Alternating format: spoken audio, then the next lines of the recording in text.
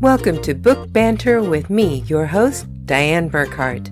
I hope you will join me every Wednesday as we explore all things to do with, well, books. Let's get on with our show today. Hello, my happy people. Today is November 26, 2025, and I hope you are having a wonderful day no matter where you are. And for those of you who are about to celebrate, I hope you have a wonderful Thanksgiving that is filled with good food, friends, family, and a lot of fun. But for today, we have got a fantastic author for you. This man has been with us before whenever we were talking about his book, Planting Clues, all about how forensic botany is used to help solve crimes. If you haven't checked that one out, you definitely need to do that. But today, we are talking about his first sci-fi book. And without any further ado, let's get right to his interview.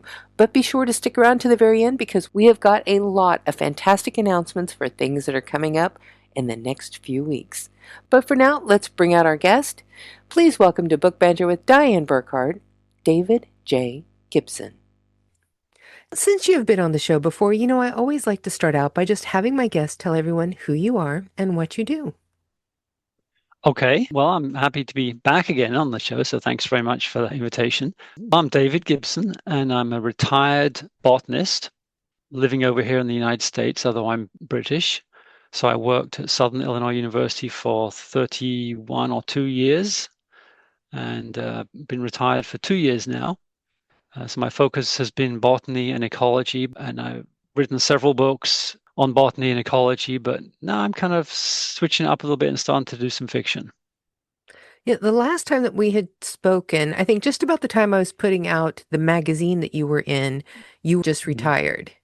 Yes. And we had to switch up your title to show that you had retired as a professor. Emeritus, yes. Yeah. How has your life been since stepping away from academia? Well, it's been a gradual stepping away because when I retired, I still had several graduate students that were finishing up their degrees. And so I had to work with them to get them finished up. They have to defend their thesis or dissertation and get that all written up. And even since they finished, there's still several academic journal articles that we're working on to get published. And I've been teaching a summer course, an online course as well. So I'm still doing that. And then I've got an academic book that's coming out in March that I've been working on with some colleagues. So I didn't really step away. It's going to step back. I don't know what the right term is, but just sort of more gradual, if you like. But what's good about it is I don't have to go to all those meetings anymore. And, it gives you time to just do those things that you like to do, as well as to start doing some extra things. Do you ever sometimes feel like you're in The Godfather and it's every time I try to get out, they pull me back in? Yeah, maybe a little bit. Although they don't do that actually. I think and I noticed this before. Once someone retires, it pretty doesn't take long for them to sort of forget you a little bit. The system moves on. I mean, there's new professors now and all that sort of thing. So, I'm the old fella that if I go in the building, I kind of tot around and everyone's always so busy, and I'm just got plenty of time to talk to anyone. Well, and I'm sure the students appreciate that. Yeah, they did, but I don't know them now. After 2 years, Yeah. My students have finished up and gone, and the undergraduates, I don't know who they are at all now. So. So that's too bad because they're missing out on a wealth of knowledge. Well, you could say, yeah, perhaps. Now, when you were on here the first time, that was in season 2, episode 58, and we talked about your books, Planting Clues, and the novella that you had, Juice of the Cursed, I always say this wrong, Hebanon? Right, yes, yeah. And how were those books received? How are they still doing since then? Well, Planting Clues was the main book, and Juice of the Cursed Hebanon was the chapter that the publisher didn't want in it. The chapter about forensic botany used in fiction. So that was a standalone, I call it a novella, but it wasn't really a novel, but it was a standalone chapter. That's available for 99 cents, or you can download it for free. And people have been downloading that. But Plant Includes has done well. Of my books, it's now the one that's sold the most copies. My grasslands ecology book was the kind of the top of the list, but now Plant Includes has overtaken that. And it's been well received. I mean, in addition to being on your show, I've given a lot of interviews, a lot of presentations, a lot of reviews have been published in magazines, and so it's been really nice. I've really enjoyed having that book out, and it's done well, I think. Well, I know I really enjoyed it, and my hardcover copy of it is sitting right here beside me on my desk. Excellent. And I plan to be using that whenever I'm writing my FBI crime thriller series that's going to be coming up in a couple of years here. And that's great. And I really encourage crime fiction authors to pick it up and other similar books. There are other books not on forensic botany, but on forensic zoology and things like that, and other books that talk about the sorts of evidence Hmm. that is important in crime fiction. So that's great. Yeah, I think that gives a lot of touches of reality whenever you're using things like that in your stories. Yes, exactly. Yes, and I tend to. I think we probably talked about this before, but when I read crime fiction now, I tend to kind of pick up on that sort of thing. I'm kind of looking at what sort of evidence are they talking about Hmm. in these different scenes, and does it make any sense and that sort of thing. And mostly it does, so it's good. Most of your publications are grounded in your scientific expertise. Now you're building an entire imagined world in science fiction. What was it like to open that creative door and let your imagination run free for once? Yeah, well, it's a bit strange. And I started writing, and we're talking about the fiction book Elite Memories now. I started writing that as a little idea for a little short story because I thought I'd just give it a try and see what it was like. Hmm. And it just got too long. I hadn't finished it, and then so I kept going. It was interesting because I had this idea, the idea that human memories could be transferred into the mind of a body, and in this particular case, that they were transferring memories of people whose bodies were dying into healthy bodies, which Hmm. raised the issue of where do you find a healthy body that's going to have their mind destroyed. Yeah. But that's what was happening. And then it all went wrong, and the memories were transferred accidentally into animals. It was kind of a strange idea, but I kind of ran with it. But it did make me have to do a lot of thinking, not just about the scientific feasibility of that whole idea, but then what happens to these animals that have human memories in them now, and how do those animals, which are human animals now, what do they do and how do they exist and so forth. So it gave me a lot of opportunity to kind of think about some scenarios and develop some characters. The main character being Damon. It's been fun to do that actually. It's almost like a reimagining of the island of Dr. Moreau. It's something like that, and other things, Animal Farm and things like that too. Mhm. Yes.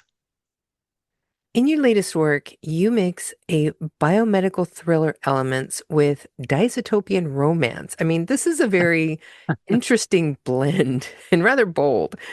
What was it that motivated you to bring these elements together for your story? Well, when I wrote the first draft of it, and like many first drafts of novels, it was a bit of a mess. But I sent it to a developmental editor called CB Moore, and she's excellent and really took me to task about where is this story going? What's the story arc? What's the main character's motivation? And all these sorts of things that I hadn't really thought about as this story just kind of like vomited out of me onto Hmm. the paper. So I had to think about what could have happened, and I wanted to bring some different things in. Of course, they've got the scientific part of it, so I had to kind of talk about that, and that's of course interesting to me. But then in trying to develop the main character Damon, I thought, well, what else is going to be going on with him in his life of going from a human to a dog, basically. So, along the way, a little bit of romance, not much. It's not a rom-com or anything like that, Hmm. but some other little things that could have been going on that would just kind of add, I thought, to the main arc of the story. One of your big ideas that you have through the storyline is eternal life Mm, and coming at the ultimate price. How do yes. you balance the scientific side of these concepts with the human and ethical questions that come with this kind of thing? Yeah, and that's a real problem or issue. Any medical advance comes with some sort of price, and it's not first time, of course, that there'd been medical ethics issues. I mean, the idea of a organ transplant, a heart or a kidney, that is coming from someone that's dying or has just died into someone that needs to live. This is kind of the other way around, putting a mind into a healthy body. And yeah, it's really pretty reprehensible idea to take a healthy body and destroy the mind just so another mind can come into it. And I don't really get into that ethical issue too much in Elite Memories. But the prequel that I'm currently working on is about one of the other characters, one of the antagonists in Elite Memories called Shania Torney, who's the medical director who developed this mind transfer process. And I get into that a lot more in this prequel because as she develops this process, she has to wrestle with the idea that we're just discussing and has to get permission to do the trials to perfect the process. Now, in the prequel, she starts off doing it in lab rats, which is what so many medical processes develop in first of all, and then in chimpanzees, which they're arguably sentient animals. But then at some point, she has to test it out in humans. And so that raises a real issue that I discuss in the prequel. What was the name of your prequel? Shanya's Saga. And is that going to be a full novel, or is it going to be more like your Curse of the Hebnon, that it's just like a one chapter shoot? It's in between. It's a novella. It really is a novella, and currently it's about 40,000 words, 37,000 words. Oh, wow. Yeah. And so I've had the developmental editor look at it, and I've revised it, and it's currently now with Laura Zielinski, who is a copy editor. And she was the copy editor for Elite Memories and gave me a lot of good feedback. And we talked about additional scenes. So it may get a little bit longer. That's what I'm saying. So it's going to be about 38,000 words. I was wondering if you were going to keep it as a novella or if the story was going to expand itself and become a novel. Well, I mean, it's not done yet, so it could do. I would have no problem doing that. I'd like to make it not as long as possible, but a little bit longer. But as it is currently, I told the story that I wanted to tell. But let's see if the developmental editor thinks there should be more. It'll be interesting to find out how you go with that later. Yeah, yeah. Why don't you go ahead and tell us a little bit more about Elite Memories? Well, as we've mentioned, it's a dystopian science fiction novel. So it's set a little bit in the future, not too far distant future. And it's in a society in which we don't have countries anymore, but we have authoritarian leaders. And at some point during the beginning of the story, or before it really started, the super rich people in the world decided they're done with countries and the limitations of being in countries. They just want to have these big sort of fiefdoms. And so they set up these centers. And the people that are fortunate enough, rich enough to live in these centers are called elites. And those that have to live outside, which is most of the population, are more subservient and they're called underlings. And so there's a huge discrepancy between the rich and the poor, have and the have-nots.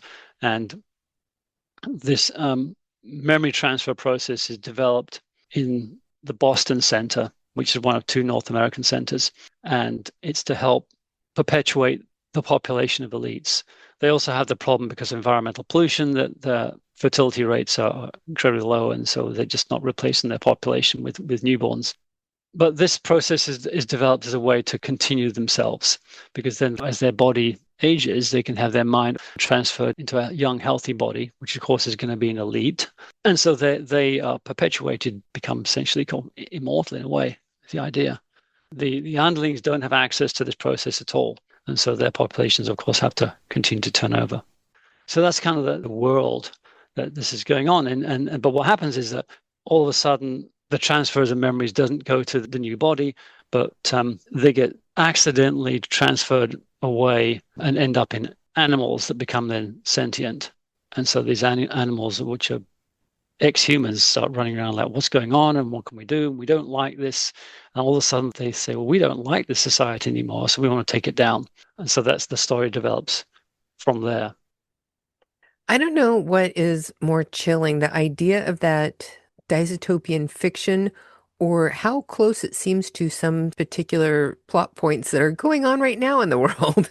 Yeah, I know. No, I didn't write it on purpose like that, Hmm. but I think it's just with what's going on right now that influenced me to be thinking about that because we are thinking about that, right? I mean, I Hmm. think most of us are thinking whether we agree with it or not, we're thinking about what's going on.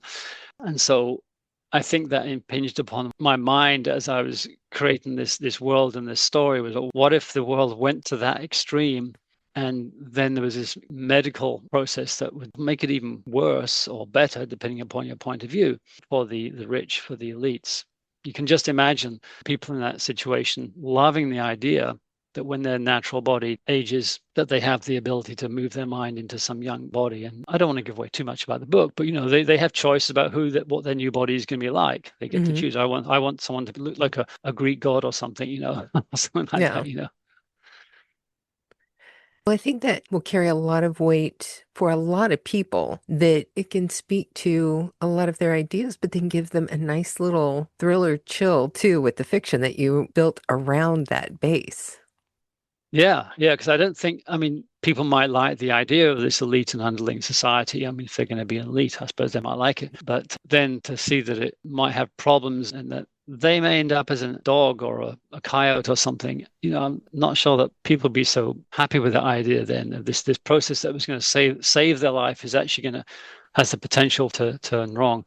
And the reason why the mind ends up in animals actually has a more nefarious reason that is brought out in the course of the book as well. It wasn't a deliberate process for minds to get transferred into animals. That was Hmm. an accidental byproduct of something else that was going on that it becomes clear as the novel progresses. Actually, I think if I could transfer into my dog, it wouldn't be that bad. That is the most spoiled animal that I think lives on the face of this earth. He has more toys than I had as a child. Yeah, yeah, that's true. Yeah. Now seems like the perfect time to do the five quick questions that never turn out to be quick, but you've experienced this before, so you know what's coming. Oh, well, I don't know what the exact questions will be, but I got some idea. Are you ready? Yeah, yeah. Question one. What is one thing that makes you laugh? Oh gosh, I don't know. I think my sense of humor is when things go wrong and it looks funny. You know, I know I got three younger brothers, and most of our conversations are kind of sarcastic digs at each other, and and if something goes wrong, it's like, ha ha, this happened to you, ha ha, your car broke down, you had to walk home. That's a very brotherly thing, though. Yeah, I think so. Yes.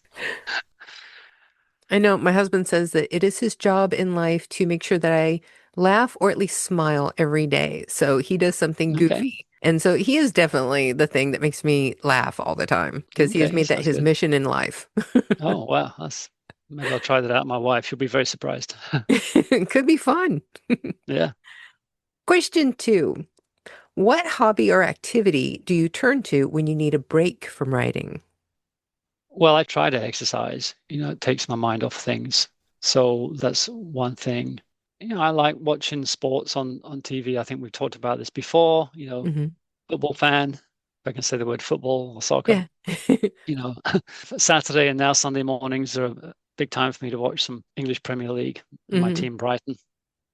We watch I a like lot of it. that over here. In our house, it's Yeah. football and American football. Yeah. Question three. What was your favorite toy or game as a kid? Oh my gosh. Favorite toy or game? For me, it was Well, Jacks. I loved Jacks. I still hmm, have my Jacks from when I was a kid. yeah. Well, we used to play Monopoly a lot Oh, yeah. growing up. That was a favorite game of ours in our family. And, toys, I used to like to build model aircraft. Hmm. Used to be able to buy these kits of plastic and you'd glue them together and make a Spitfire or something like that. And I used to love to make those and then I'd hang them up on the ceiling in my room.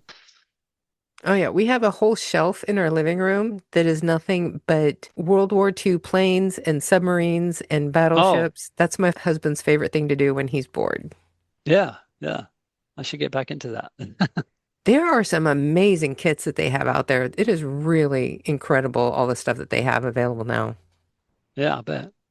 See, now for me though, I always liked the model rockets that you could actually blast off. Oh, yeah, I didn't do too much of that. Those were fun. I'd do that now too if we had some space to shoot them off. Question 4. If you suddenly found yourself living in the future you imagined in your books, what would be the first thing you would want to explore? Uh, I suppose it would depend upon if it was in elite memories, I'd sort of depend upon my status. You know, if I was a underling, I wouldn't have much opportunity to explore anything. But if I was an elite, I'd probably want to get out and look around and see what's left of the natural environment. Because, you know, one of the things that distresses me always is to see how human societies have destroyed the planet Hmm. or are destroying the planet and have affected. Now, every time I go somewhere I knew and I'm looking out across some landscape or some vista, I always try to imagine what would it have looked like 300 years ago before all these houses, all these buildings were there. What would this valley have looked like? And I Hmm. just always try to imagine that. And I don't know whether the future that I'm constructing, Elite Memories, would have some more of that or not. I don't know, but I'd certainly want to kind of look into that sort of thing. Do you ever draw up pictures of like your town that you're talking about or do maps so that you can kind of keep everything straight where everything is and what's happening where? I probably should have done that because I set the elite memories around the what we call the Boston Center. And there wasn't any particular reason for choosing Boston as the US city that would become the center. But in retrospect, it probably wasn't the most sensible location because, you know, Boston's on the river and close to the coast. Could have done it being a bit more landlocked. But no, I haven't done that. I mean, the cover, which I didn't do, that group called Get Covers did, has these kind of futuristic buildings as silhouettes, which I hadn't really thought about. But you know, when I told them the time frame, they presumably thought that's what buildings would have looked like. So the actual kind of the physical structure of what was going on in this Boston Center wasn't so critical for the development of the novel, so I didn't think about it too much. But there are other aspects that I did have to think about was how they would travel outside, and so what sort of futuristic travel it would be. It wouldn't just have cars like we have now. It'd be, in 100 years' time, it's going to be different in some respect. I know for me, I'm just a very visual learner. So whenever I start talking about a town or a city or anything where I have to give directions in the story, I always draw it out first so Mm. that I have that visual image in my head. Otherwise, I get turned around myself and I can't really describe it well in my work. And that's a good idea because I know my brother-in-law, Stan Smith, writes these futuristic novels, and we talked a lot about how he does it. And for all his characters, he finds an image online that matches his idea of what that person would have looked Hmm. like, and he has that on his writing page, or he uses Scrivener, and so you can put things in images and refer to them, and he writes out Hmm. a complete kind of summary of that character that will never go in the book. But it's just something he can keep referring to make sure that he's one consistent with how he describes that person. Hmm. And that's something I really probably should do. It's amazingly helpful because I use Plotter's the one that I got. Oh, And you yeah. go in and it can do timelines. It can show you when that character came into your storyline so that you're not saying, oh, yeah, they were there for this event when they didn't come in till later in the story. And if you put down that this character had blue eyes in the first book, but then you say they have green eyes in the second book, it keeps you straight through all of these descriptions. It is so helpful. I could really use that because I'm having to go back and forth and look for these things all the time. And I have made that eye color mistake that was picked up for me, I think, by the developmental editor or something, you know, like I thought That's they had blue eyes.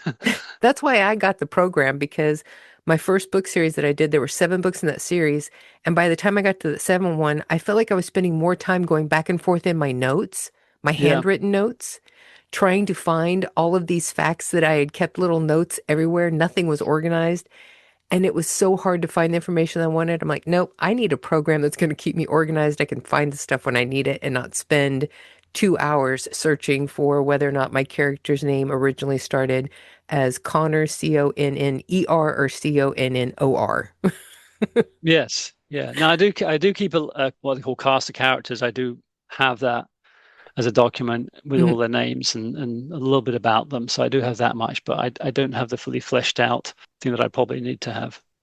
Yeah, you should look at Plotter. It is fantastic. Yeah, It is yeah. so helpful. I'll have to look up Plotter and see if that would be worth the investment. It's wonderful. We need all the help we can get. Yeah. Now, your final question. I'm asking everyone Yeah. the same question this year because I'm creating a list to put in the year-end book buying guide of author recommendations to readers. So when somebody comes up and asks you for a recommendation of a book they should read, who is the first author that you go to? Um, I think it would be this guy, Sebastian Faulks. Have you read any of his work? No, I haven't. I'm familiar with him, but I haven't read anything Yeah, of his yet.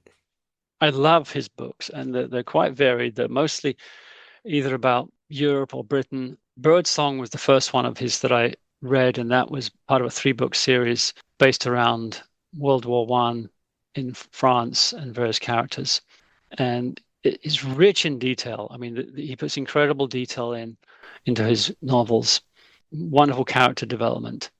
I've enjoyed everything of his that I've read, and I haven't read them all yet. He's got about a dozen or so books, so he's a strong recommendation from me. And is there a particular book that you tell people to start with? Well, Birdsong, but there's another one of his, Charlotte Gray, Oh, yeah. and it says by the author of Birdsong. That one I have looked at, but I haven't bought any of them yet. I haven't bought any new Yeah, books in a while. yeah. Well, I just pick them up when I can. I know you're still working on your prequel to Elite Memories, but Mhm. what comes next after that? Well, I've got some notes for writing a sequel to Hmm. Elite Memories, Damon's Journey, which is what happens after the end of Elite Memories. And so I've started working on that. But the main one I'm trying to get to is something again completely different. After my mother died 4 years ago, or just before she died, actually, she was in the home. I discovered in my bedroom at my parents' home a couple of diaries that she'd written. No, none of us knew she was keeping these diaries, and they're dog walking diaries. So every day she'd take the dog she had at the time out for a walk around the village Cookfield in southern England, and she would just write a couple of lines about what she saw, what plants were in flower, what animals she saw, what the birds were doing, and so forth. Hmm. And so we've got 15 years of these diaries, Oh, wow. and yeah, and so I'm trying to write a memoir around those diaries that fleshes out more of her life and also the plants that she saw, because I can talk about the natural history part of it, Hmm. um, and also some of the locations she visited, because the village of Cookfield in southern England was founded in 1093, so it's very old. There's a lot of old buildings and so forth, a lot of interesting places that she would walk past and say, "I'm walking past this house now," or "I went down here." So I think it'd be a really fascinating memoir to write, and it's made a bit more poignant by the fact that she got dementia and Hmm. went into a home, and it took a while before anyone realized that that was happening to her. But looking back at those diaries, you can actually see a decrease in the frequency of the entries over the last few years. And I just wonder whether before the visible effects of dementia were apparent to my father and all of us, that perhaps this is some sign that she wasn't able to keep up with this passion of hers, keeping Hmm. these diaries. So I think that's an area to explore as well. And so I think this would be I think it'd be a really fascinating book. So I'm currently, I've got her diaries all transcribed in Scrivener, and I've started to write some of the what I call the vignettes on the Hmm. plants.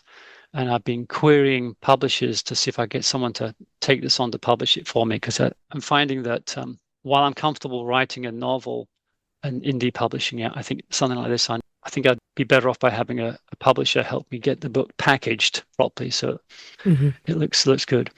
So that's a project that I'm working on. Like I say, I'm querying publishers, and oh my gosh, that's hard. I've queried 30 so far, and most of them don't get back to you because they're too busy.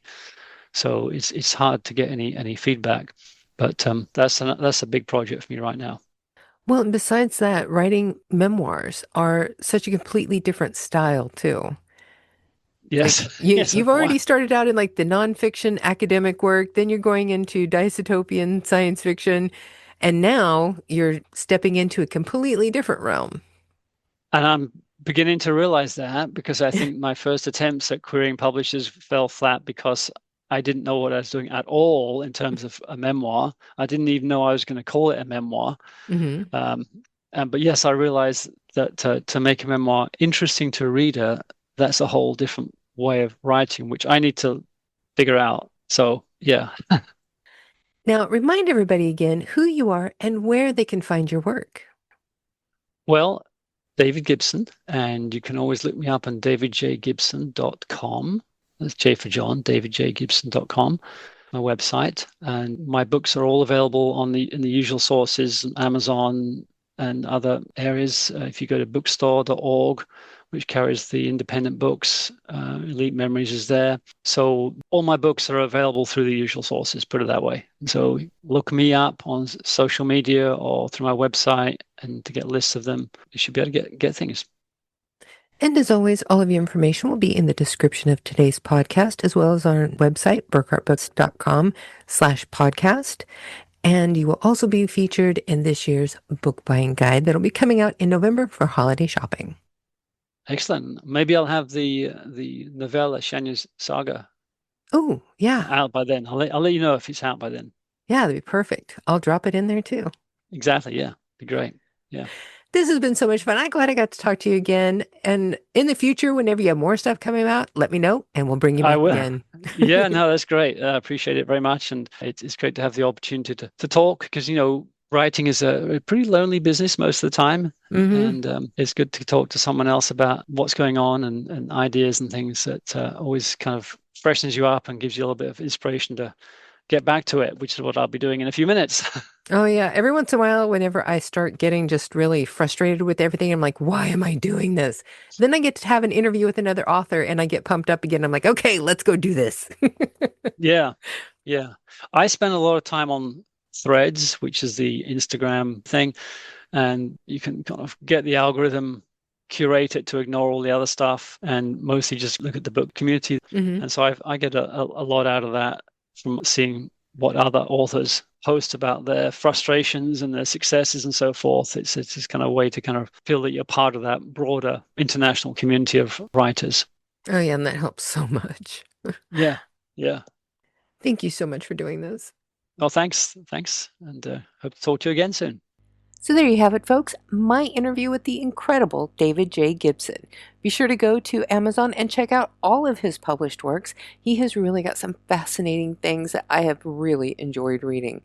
Now, I also want to mention that his prequel that we discussed, Shanya's Saga, is available for pre-order now on Amazon as well for just $2.99. So be sure to go and check that out. We are coming up on the last two interviews for Season 4 of Book Banter with Diane Burkhardt, and next week we have another returning guest, and this one is also another Dr. David. Next Wednesday, I'll be sharing my interview with Dr. David Weil, a former director of the Center of Advanced Lung Diseases and Lung Transplant Program at Stanford University Medical Center. He now provides assistance to transplant programs across the country that seek his advice about how to improve the delivery of transplant care. But he is also an accomplished author. The last time that he was on our podcast, we discussed his memoir, Exhale, Hope, Healing, and a Life in Transplant. But then we also discussed his more recent book, All That Really Matters, his first fiction novel about the life of a transplant doctor who deals with high-stakes surgeries and moral dilemmas. And then he finds his love life on life support. All That Really Matters was his first fiction novel, and we get into that in depth in his previous interview. But this time around, we discuss his latest book that is in pre-order right now and will be published on December 9th. This book is much more personal. Tell Me I Belong, A Journey Across Faiths and Generations. It's a heart-wrenching memoir about religion, a journey of self-discovery as Dr. David Weil discovers his family's past. It was a wonderful discussion, and trust me when I tell you, you do not want to miss out.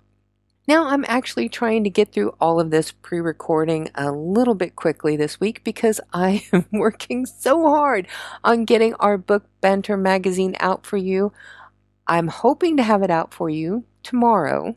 It might be Friday. I have just a few more things to drop into the magazine. It is almost completely done. We've already done 2 rounds of edits. Everything is set except for these last few book reviews that need to be dropped in and edited.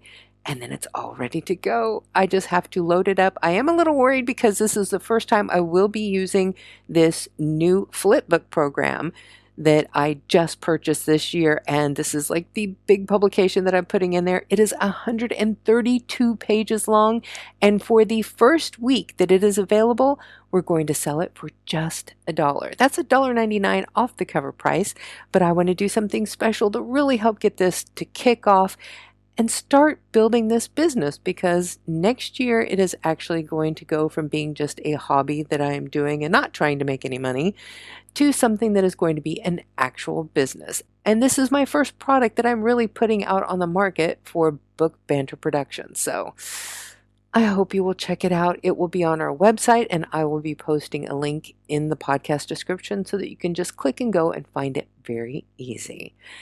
And just one last thing, a special thank you to one of our sponsors. If you have a few middle grade readers on your holiday shopping list, you definitely need to check out Valerie Sherrard. She is a fantastic author of middle grade reader books, and I cannot recommend her books highly enough. She has a great nonfiction book for kids that help to teach them about communication, and she also has some wonderful fiction novels. There's so many to choose from. I am confident that you will find something for every middle grade reader on your shopping list. So be sure to go check her out. And if your middle grade reader happens to enjoy a little bit of fantasy adventure, you definitely need to check out A Bend in the Breeze. I really enjoyed reading this book. It was a fun adventure with great characters, and it's just a good read. But that's it for today, folks. I have got so much stuff to get done before tomorrow, so please keep watching our website at burkhartbooks.com. And if you're an author who would like to be part of Season 5 of Book Banter with Diane Burkhart, we will be opening up interview applications here in the next few weeks. You will be able to find out first if you get on our mailing list at burkhartbooks.com. After we have that open to our followers for a few weeks, then we'll open it up publicly across our social media. But if it's anything like last year, we filled out the entire season in the first 3 months. So be sure to get in quick because spots tend to go fast. I think that's it for today, everyone. I hope you have a wonderful week. You have a fantastic gathering with friends and family if you celebrate Thanksgiving this week. And for now, it's time to just go forth and be really happy. Or, I guess in this instance, thankful.